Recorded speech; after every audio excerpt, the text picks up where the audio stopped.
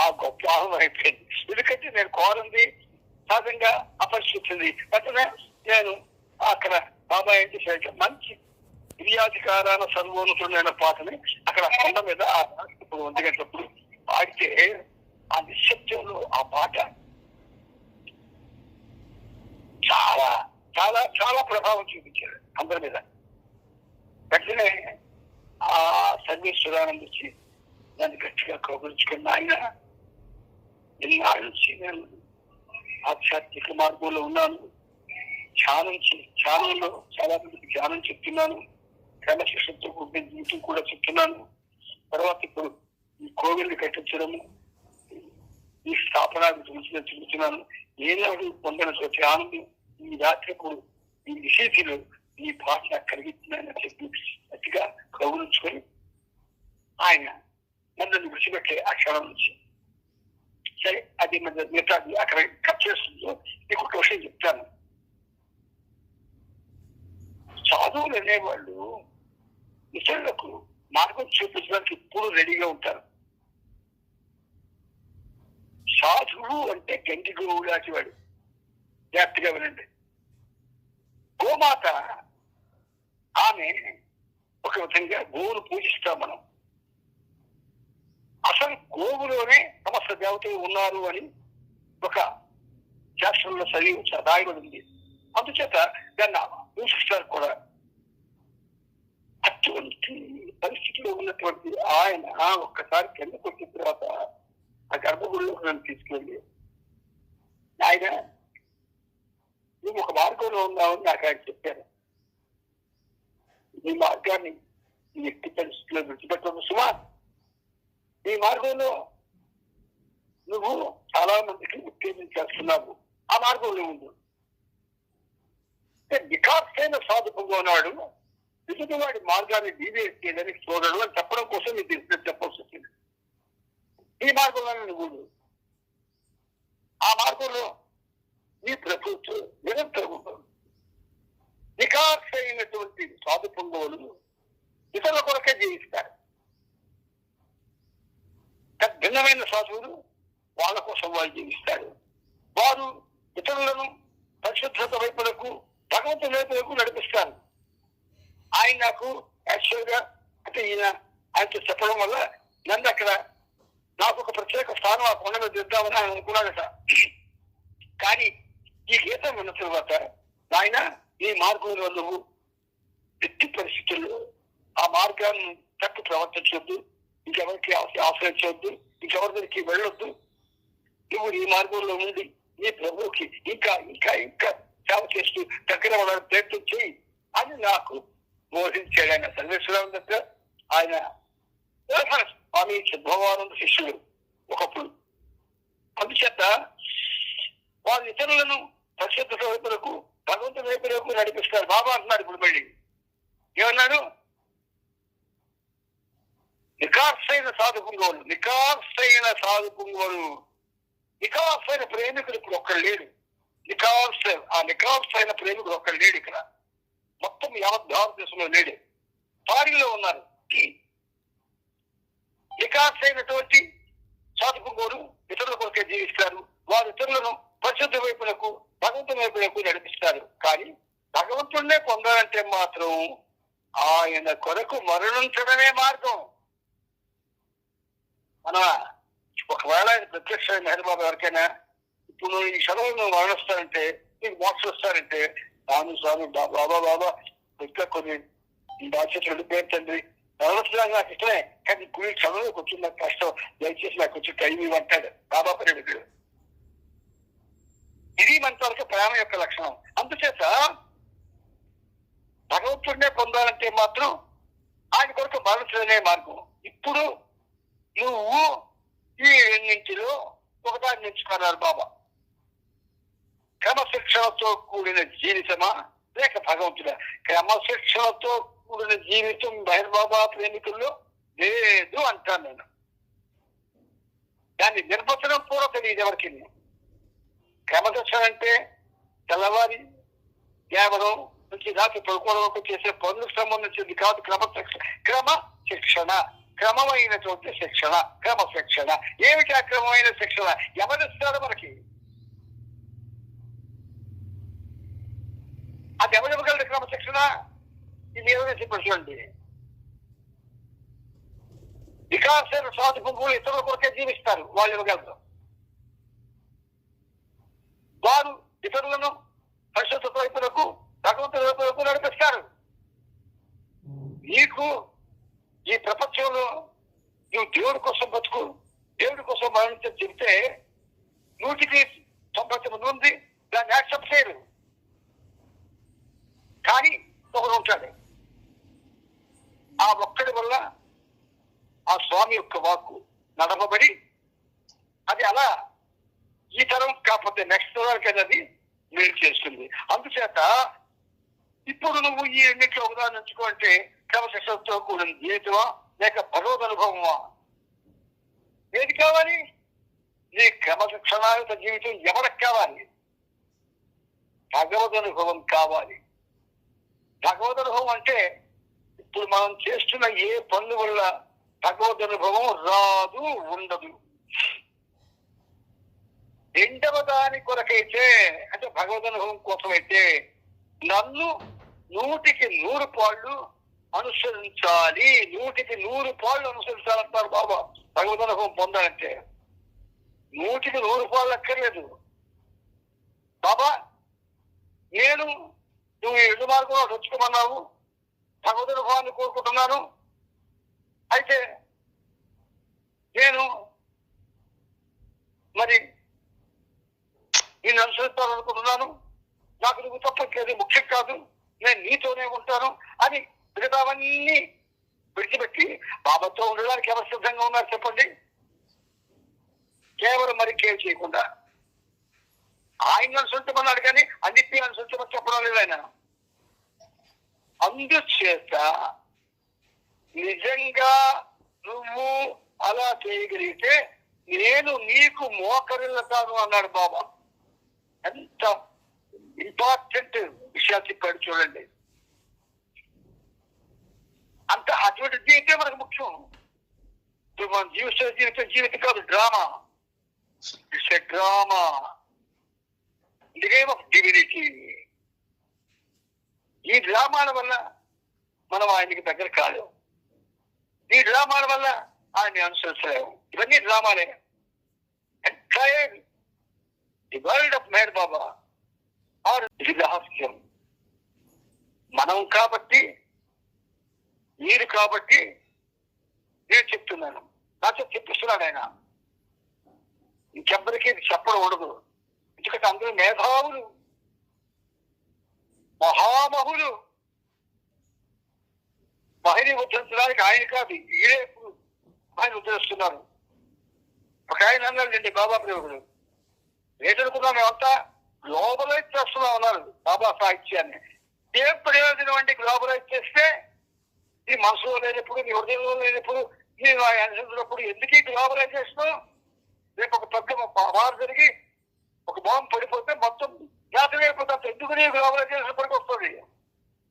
ఆయన్ని అనుసరించి, ఆయన్ని ప్రేమిస్తూ, ఆయన కోసం జీవిస్తూ, ఆయన కోసం మరణించడానికి పెడితే నువ్వు సిద్ధంగా ఉంటావో ఆయన నీ కోసం సిద్ధంగా ఉంటాడు.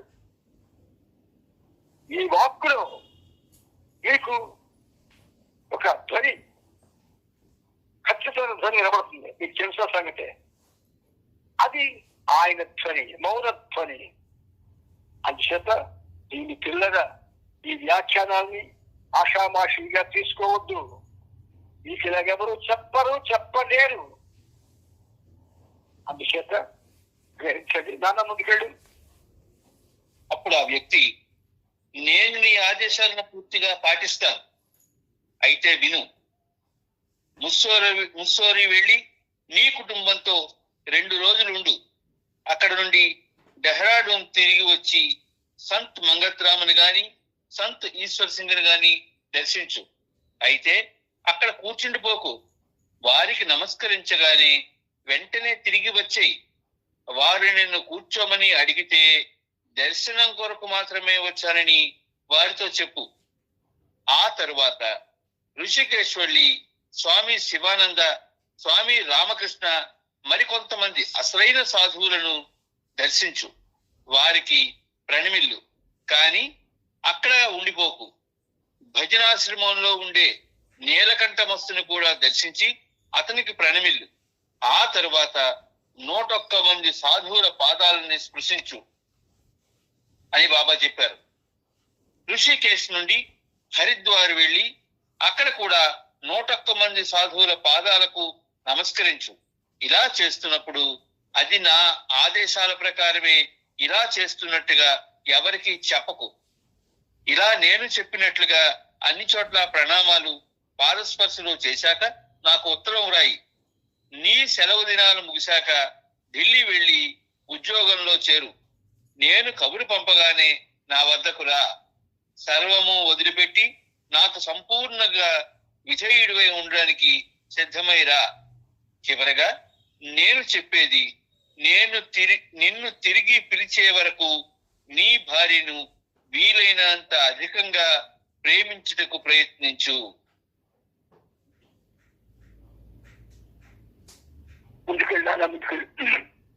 ఈ సమావేశం ముగిశాక హుక్మత్ని దగ్గరకు పిలిచి కొన్ని ఎండు ద్రాక్షలను ప్రసాదంగా ఇచ్చారు. బాబా ఆదేశించినట్లే అతడు తిరిగి వచ్చి ఢిల్లీలో ఉంటూ బాబా పిలుపు వరకు సుదీర్ఘంగా నిరీక్షిస్తూ ఉన్నాడు. ఈ నిరీక్షణయే అతనికి అతి ఉన్నతమైన ఆధ్యాత్మిక సాధనగా నిలిచింది. అతని జీవితాంతం అదే నిరీక్షణ కొనసాగింది. బాబా వద్దకు అప్పుడప్పుడు ప్రత్యేక సందర్భాలలో వచ్చేవాడు, కానీ బాబా పిలుపు వాయిదా పడుతూనే ఉంది.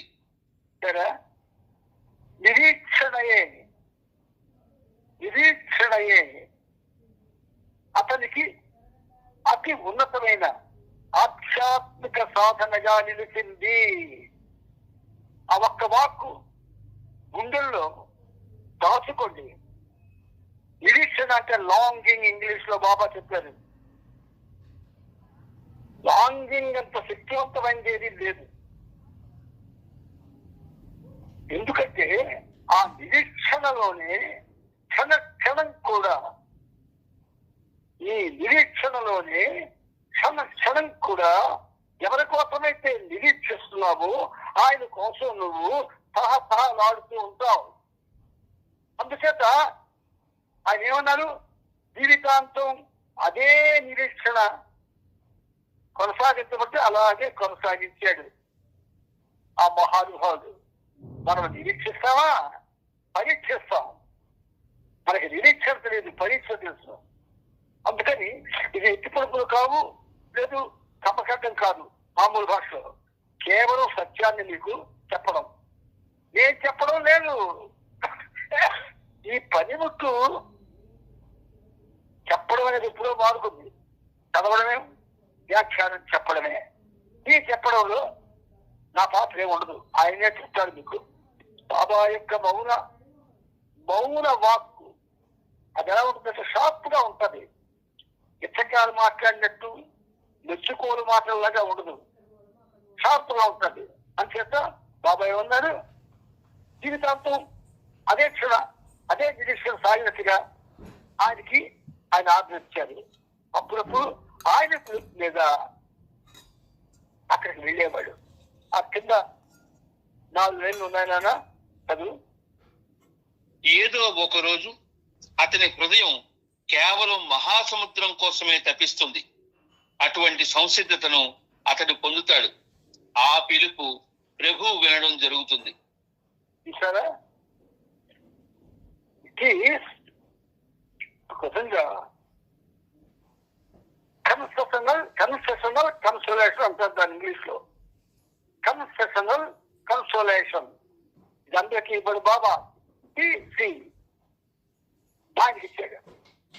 చూసారా ఏమన్నారు, ఏదో ఒక రోజు అతని హృదయం కేవలం మహాసముద్రం కోసమే తప్పిస్తుంది. ఏ విధంగా ఆ నిరీక్షణ అనే ఉన్నత సాధనాన్ని ఆలంబనగా చేసుకున్నందువల్ల అటువంటి సంసిద్ధతను ఆయన పొందుతాడు. ఆ పిలుపు ప్రభు వినడం జరుగుతుంది.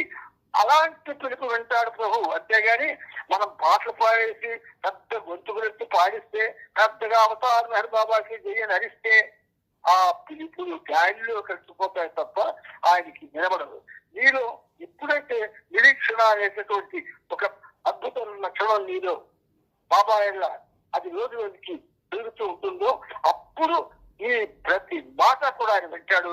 చివరికి ఆ పిలుపు ప్రభు వినడం జరుగుతుంది అని బాబా చెప్పడం జరిగింది. ఇవన్నీ కూడా ఆషామాషి వాటిని కావాలి, చాలా గొప్పవి, నోట్తో చెప్పలేనంత గొప్పవి, భాషలో వివరించలేనంత గొప్పవి మనం వింటున్నాం ఇప్పుడు ఆయన యొక్క దయ వల్ల. ముందుకెళ్ళాను. అదే రోజు అనగా జూలై 5వ తేదీన నాగపూర్ నుండి రామదాస్ చౌరాసియా తన కుమారులు శంకర్ గణేష్లతో కలిసి డెహ్రాడూన్ వచ్చాడు. వారికి కూడా బాబా తన దర్శనానికి అనుమతించారు. వారి మధ్య సంభాషణ కొనసాగుతుండగా చౌరాసియా సరి అయిన జపం అంటే భగవన్నామస్మరణ ఎలా చెయ్యాలి అని అడిగాడు. ఇది మనం బాబా ఇలా వివరించారు. మంత్రి సారాసు ఈ రామదాస్ చౌరాసియాకి బాబాకి ఇప్పుడు మనం చెప్పుకున్నాం. మళ్ళీ ఇందులో వినిపిస్తున్నాయి, ఏ క్రియేట్ అవుతున్నాయి, జాగ్రత్తగా వినండి. బాబా తనక మాటలు జై బాబా నామస్మరణ చెప్తాడు బాబా. చదువునా బాబా ఇలా వివరించారు. నువ్వు రాత్రింబవళ్ళు శ్వాస తీసుకుంటావు కదా, దాని గురించి ఎప్పుడైనా ఆలోచిస్తావా? రాత్రి నిద్రపోతున్నప్పుడు శ్వాస గురించి అసలు ఆలోచించే వీలు లేనప్పుడు కూడా 24 గంటలు శ్వాసక్రియ నిరంతరం సహజంగా జరుగుతూనే ఉంటుంది. అదే రీతిలో జపం కూడా చెయ్యి. ఆ జపాన్ని ఎలా చేయాలంటే అన్ని సమయాలలోనూ, అనగా తింటున్నప్పుడు, త్రాగుతున్నప్పుడు, కూర్చున్నప్పుడు, నడిచేటప్పుడు, మాట్లాడేటప్పుడు అప్రయత్నంగా కొనసాగేలా సహజమైన అలవాటుగా మారిపోవాలి. ఇది అలవాటు చేసుకోవడానికి మొదటి నీకు ప్రియాతి ప్రియమైన భగవన్నామాన్ని ప్రతిరోజు అరగంట సేపు చేయడం ప్రారంభించు. అలా క్రమంగా సమయాన్ని పెంచుతూ భగవన్నామం చేయడం అలవాటుగా మారే వరకు అభ్యాసం చెయ్యి. భగవంతునికి అనేక వేల నామాలున్నాయి. నీకు నచ్చిన సులభమైన నామాన్ని ఎంచుకొని శ్వాస తీసుకున్న ప్రతిసారి ఆ నామాన్ని జపించు. అలాగే జపించేటప్పుడు ప్రత్యేకమైన కూర్చునే విధానం గాని, నిలబడే తీరు గాని అవసరం లేదు.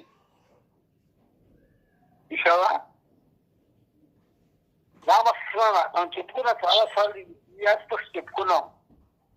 మనం ఇప్పుడు చేసినవన్నీ కూడా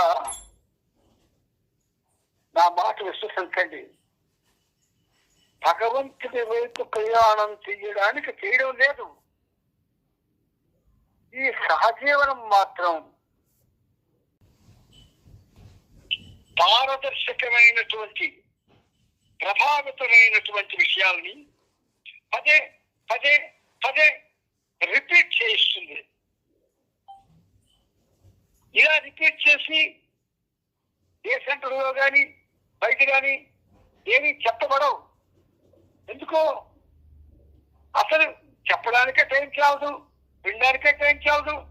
అందుచేత ఏమన్నారు బాబా, సింపుల్ గా చెప్పారు. నువ్వు శ్వాస తీసుకున్నావు కదా 24 గంటలు, ఈ ప్రమేయం లేకుండా శ్వాస తీసుకోబడుతుంది కదా. అలాగే అన్ని సమయాల్లో, అంటే తింటున్నప్పుడు, తాగుతున్నప్పుడు, కూర్చున్నప్పుడు, నడిచేటప్పుడు, మాట్లాడేటప్పుడు అప్రయత్నంగా ఆ భగవన్ నామస్మరణ అనేది సహజమైన అలవాటుగా మారిపోవాలి. సహజమైన అలవాటుగా మారిపోవాలి. సహజమైన అలవాటుగా మారిపోవాలి. శ్వాసలాగా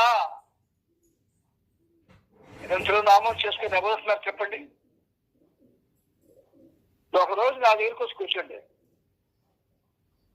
తెలుస్తుంది మీకు. ఆ నామస్మరణ చేస్తే ఎంత హాయిగా ఉంటుందో. దానికి అలవాటు పడాలా. అలవాటు పడితే కానీ నీకు కమ్మగా అనిపించదు. ఒక గీత ఎప్పుడో రాయించాడు ఆయన, ఎంత కమ్మనిది అయి మెహరన్న మాట పారిజాతపు తోట ఆ ప్రేమ భాష అని చెప్పి ఆ పాటలు పాడేస్తారు.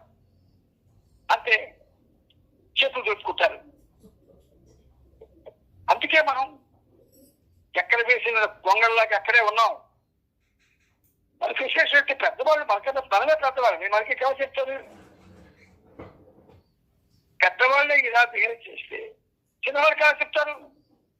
నా దగ్గరికి ఎందుకు ఎవరు రాసి చూసినా మీరు ఇకంతా చూసినా బాబా రాసు అమ్మ నాయన అక్కడికి కానీ వెళ్ళామో క్లాస్ పిలిచారు ఆయన అంటారు. ఆ చదువుకోరు నాకుంది. It is not class, it is a class in getting love. అందుచేత ఈ అలవాటు నువ్వు చేసుకోవడానికి బాబా అంటున్నారు ప్రతి రోజు అరగంట సేపు నామం చేయడం ప్రారంభించు. మీకు ఇది ఎప్పటి నుంచో ఈ సాధనంలో చెప్పబడుతూనే మనం నామస్మరణ చేయండి నామస్మరణ చేయండి అని. చేస్తున్నారో ఏదో నాకు తెలియదు. ముక్కుబడిగా చేయడం కాదు, ఇష్టంగా ప్రేమగా ఉన్నతంగా చేయాలి. అలా క్రమంగా సమయాన్ని పెంచుతూ భగవన్నామం చేయడం అలవాటుగా మారే వరకు అభ్యాసం చేయి. మీకు విషయం చెప్తాను. ఒక బాబా ప్రేమ ఇంట్లో కార్యక్రమానికి వెళ్ళి ఆ రాత్రి వాళ్ళ ఇంట్లో పడుకున్నాను. తెల్లవారింది. ఆ భార్య భర్తలు లేచి అన్నయ్య మాకు నిద్ర లేకుండా చేశారండి అన్నారు. నేనేం చేశాను అన్నా మీకు అని అంటే నామం చేస్తూనే ఉన్నారు నిద్రలో కూడాను అని అన్నారు. నాకు ఆశ్చర్యం వేసింది. అదే సాక్ష్యం. ఈ నిద్రలో కూడా దీని నుంచి బాబా నామం వినబడుతూ ఉండడం అది ఏంటిది? అయితే నేను చేస్తున్నా తినేసానండి మమ్మల్ని అన్నాడు ఆయన. అరే ఈసారి మరి మీ ఇంటికి రానండి పడుకోలేండి అన్నాడు. మరి తినేడే కట్టాను కరెంట్కి. అది తినేడు అన్నాడు. మరి వాళ్ళ ఇంటికి ఇప్పుడు వెళ్ళలేదు, అక్కడ పడుకోలేదు. ఒకళ్ళు వెళ్ళినా పగల వెళ్ళి వచ్చేవాడిని. అంచేత భగవన్నామం అలవాటుగా చేస్తే అది అలవాటుగానే అయిపోతే నీకు అందుకే మీకు ప్రహ్లాదుడు చెప్పినప్పుడు బాబా మీకు చెప్పిస్తూ ఉంటాడు. ఆ మహానుభావుడు నిరంతరం ఆ విష్ణునామం చేసేవాడు, ఆ చక్రధారి నామం చేసేవాడు, ఆ మహోన్నతుడు నామం చేస్తూ ఉండేవాడు. చివరికి దానికోసం తన తండ్రితో కూడా విరుద్ధమైపోయాడు. తండ్రి చేత శిక్షింపబడ్డాడు. అయినా మానలే. అంటే నామం కూడా ఒక ఎడిక్షన్. ఇంగ్లీష్ లో ఎడిక్షన్ అన్న మాట ఉంది, అలవాటు. ఆ అలవాటు అయిపోయిందా అసలు మీరు ఎక్కడికి వెళ్ళదు, దేని యందు మీకు ఆసక్తి ఉండదు, అసలు ఏది కావాలనుకోరు, నిరంతరం నామస్మరణలోనే ఉంటారు. అందుచేత నీకు నచ్చిన సులభమైన నామం. కానీ బాబా చూడండి ఎంత ప్రేమ. బాబా నామం రుచి చెప్పుకోవచ్చు. లేదా అంతేత నీకు నచ్చిన ఒక నామం తీసుకొని ఆ నామాన్ని ఎంచుకొని శ్వాస తీసుకున్న ప్రతిసారి ఆ నామాన్ని జపించు. అలా జపించేటప్పుడు ప్రత్యేకమైన కూర్చునే విధానం కానీ నిలబడే తీరు కానీ అవసరం లేదు. నిజం నిజం నిజం మనం చేస్తున్నవన్నీ కూడా వృధా ప్రయాసే. వాటి వల్ల విశ్వమంతా కూడా మనకి కాలక్షేపం వస్తుంది తప్ప విశ్వమంతా కూడా లాభం ఉండదు. చేసి చూడండి. ఈ నామస్మరణకి అలవాటు పడుతుంది. ఎక్కడికి వెళ్ళరు, గడప దాటు బాబా దగ్గర ఈ ఇంట్లో ఈ గృహంలో ఆయన సమక్షంలోనే ఉంటాయి. ఇప్పుడు చాలా కష్టం, చాలా కష్టం అది. కానీ అది ఇష్టం అవుతుంది. అది ఇష్టమైతే జీవితం పరమానంద భరితం అయిపోతుంది. అందుచేత నాన్న నెక్స్ట్ కట్టడి చేయనా ఆ అలవాటు.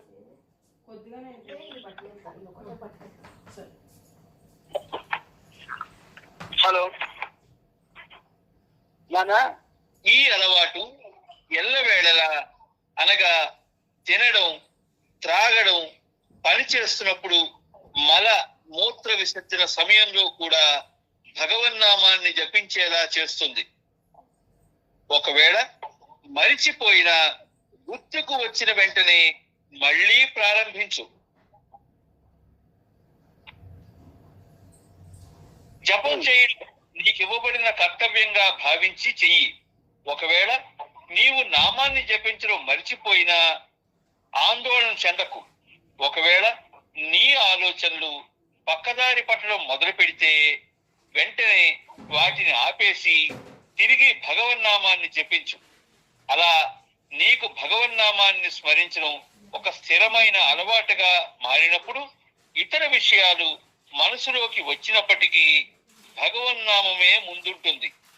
నీవా నామాన్ని జపిస్తున్న ఎరుక కూడా నీకుండదు. శ్వాసక్రియ నీకు ఎరుక లేకుండా ఎలా సాగుతుందో అదే విధంగా నామజపం కూడా సాగిపోతుంది. జై బాబా. ఈ సహజీవనం, ఆయన ప్రారంభించిన ఈ సహజీవనం ఈ 4598వ పేజీలో ఉన్న ఈ మెసేజ్ మనందరి హృదయాల్లో సుస్థాపితం చేయగలిగితే, ఆ విధంగా మనం దాన్ని నడుచుకోగలిగితే ఇంతవరకు వ్యర్థ జీవితం అది శుద్ధ వేస్ట్ అయిపోయింది. ఇక్కడి నుంచి మన జీవితం వేస్ట్ అవ్వకుండా అద్భుతమైన రీతిలో ఆయన యొక్క మార్గదర్శకత్వంలో నడిచే అవకాశం ఉంటుంది. దాదా ముందుకెళ్ళు.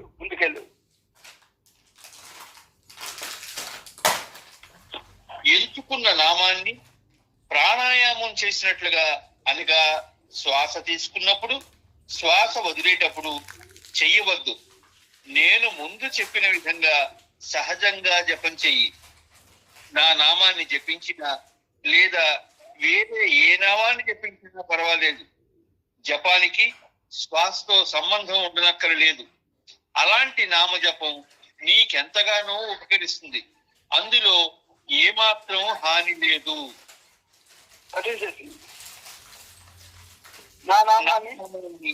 ప్రేమతో జపిస్తూ ఉన్నట్లయితే నీకు భగవద్ అనుభవం పొందే అవకాశం ఉంది. భగవన్నామం చేయడానికి ప్రాణాయామంతో పని లేదు. నేను నీకు చూపించిన పద్ధతిని అనుసరించు.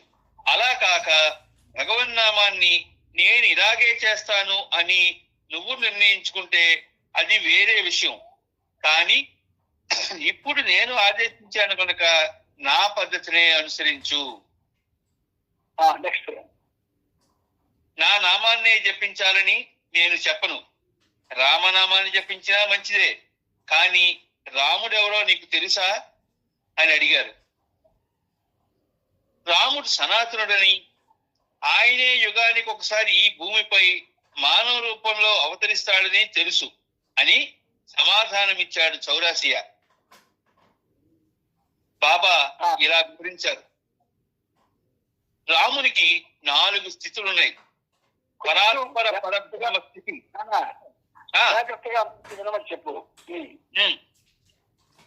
రాముడికి 4 స్థితులు ఉన్నాయి. రామునికి 4 స్థితులు ఉన్నాయి. పరాత్పర పరబ్రహ్మ స్థితి. ఈ స్థితిలో భగవంతుడు సంపూర్ణ సర్వ స్వతంత్రుడు, అంటే ఇండిపెండెంట్, పూర్తి స్వేచ్ఛ గలవాడు, అబ్సల్యూట్లీ ఫ్రీ. ఆ స్థితిలో అతడు భగవంతుడని పిలువబడడు. ఈ స్థితి ఆదికి మూలం, సర్వమునకు ఆధారభూతమైనది, కానీ ఉపయోగంలో లేని స్థితి. ఇది ప్రధానమైన స్థితి.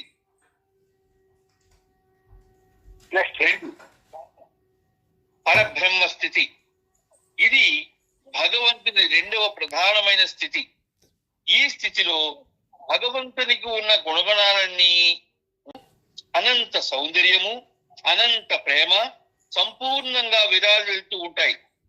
సంపూర్ణ దివ్య చైతన్య స్థితి ఇది. భగవంతుని మొదటి స్థితి యొక్క లక్షణాలు లేని స్థితి ఇది. ఇది భగవంతుని అచైతన్య స్థితి. ఈ స్థితిని పరమాత్మ స్థితి అనడం కూడా సరికాదు. 3వది జీవాత్మ స్థితి. ఇది భగవంతుని 3వ స్థితి. ఇక్కడ కూర్చున్న మీరంతా ఈ స్థితిలో ఉన్న భగవంతుని రూపాలే. మీరంతా అదే మహాసముద్రంలో ఉండే బిందువులు.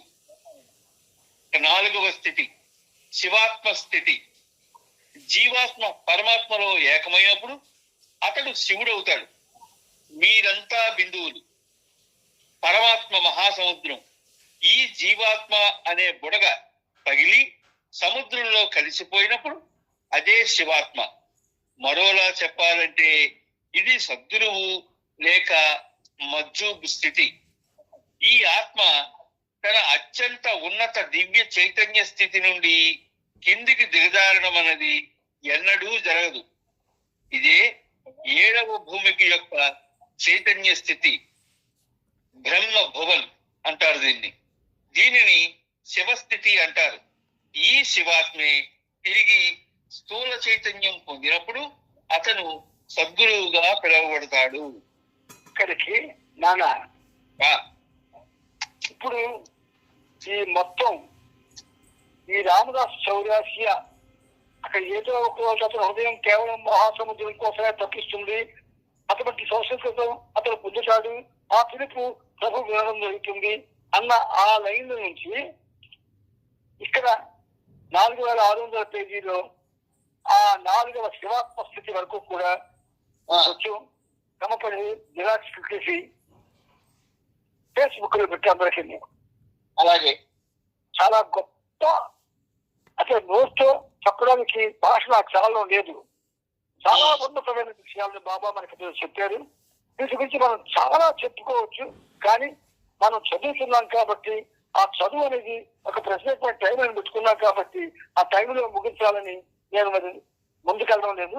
అచ్చకి ఇది మాత్రం అందరికీ కూడా ఆ 4 ఒక కవితలో ఉన్నాయి. కవితగా చెప్పినటువంటి 4597 పేజీ, 4598, 4599, 4600 ఈ 4 కూడా జిరాక్స్ తీసి చెప్తాను. మాట రాట్ రాయి 11వ భాగంలో బాబా చెప్పిన అతి ఉన్నతమైనటువంటి విషయాలు ప్రత్యేకించి నామస్మరణ గురించి అవి మీకు యథాతథంగా మీకు ఫేస్బుక్ లో పెట్టడం జరిగింది. అయితే అందరూ కూడా ప్రేమతో గ్రహించి తదనుగుణంగా మీరు బాబాకి దగ్గర కావాలని కోరుకుంటున్నానని చెప్పేసి అని అది పెట్టిందన్న. టైం అయిందా? అయిపోయింది. సో జై బాబా. బాబా की जय. अवतार मेहर बाबा की जय. अंदर के जय बाबा. जय बाबा आंटी. जय बाबा. जय बाबा. जय बाबा. जय बाबा.